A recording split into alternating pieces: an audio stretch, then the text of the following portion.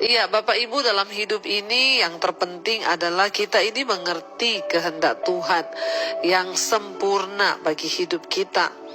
Ya, kenapa? Karena di balik setiap masalah, persoalan yang kita hadapi, sebenarnya tujuannya hanya satu, yaitu supaya kita ini mengerti kehendak Tuhan.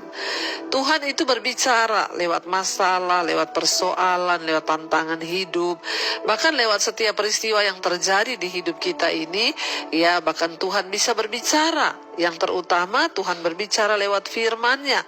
Dikatakan di sana Rasul Paulus bilang, kami berdoa, kami meminta kepada Tuhan agar kamu itu menerima segala hikmat. Ya, hikmat itu adalah sesuatu yang berasal dari Allah. Ya, permulaan hikmat ialah takut akan Tuhan. Hikmat itu dapat membandingkan mana yang jahat, mana yang tidak. Hikmat itu adalah sebuah pengertian yang datang dari Allah, bukan dari dunia ini. Ya, Rasul Paulus bilang dia berdoa agar jemaat di Kolose itu memiliki hikmat dan juga pengertian yang benar, ya. Jadi sebagai orang percaya kita ini perlu minta hikmat dan juga pengertian yang benar.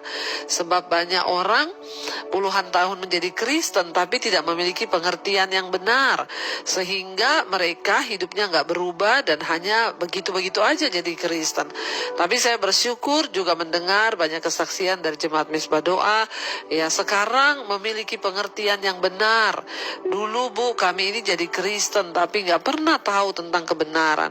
Ya, dan sekarang kami bersyukur Bu, kami mengerti, punya pengertian yang benar, punya hikmat Tuhan.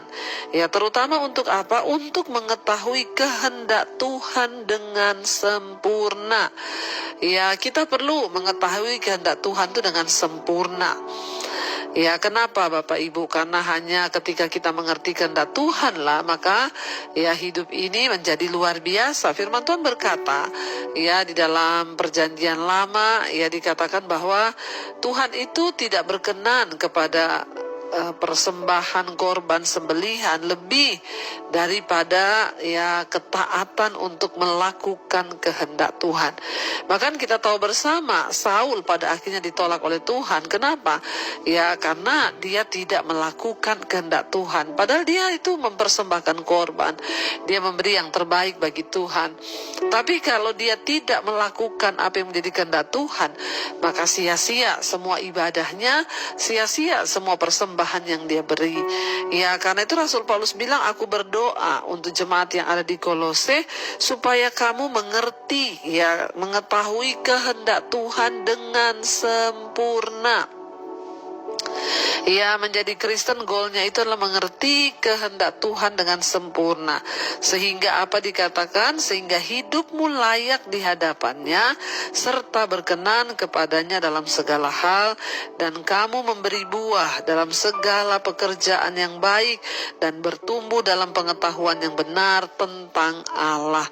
Ya, kita harus bertumbuh. Semua orang percaya ketika engkau mengerti kehendak Tuhan, maka engkau harus bertumbuh di dalam buah yang baik, melakukan pekerjaan yang baik, memberi buah dalam segala pekerjaan yang baik, bertumbuh dalam pengetahuan yang benar tentang Allah.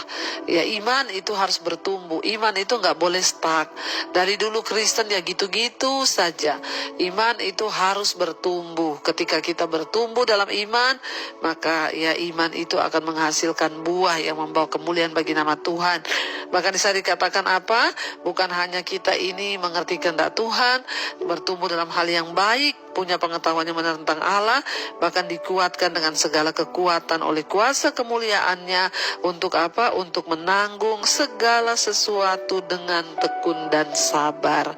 Ya, Rasul Paulus berdoa untuk jemaat yang ada di Kolose. Saya juga berdoa buat seluruh jemaat Mezbah Doa dan Mezbah Syukur, supaya saudara juga diberikan kekuatan untuk menanggung segala sesuatu dengan tekun dan sabar.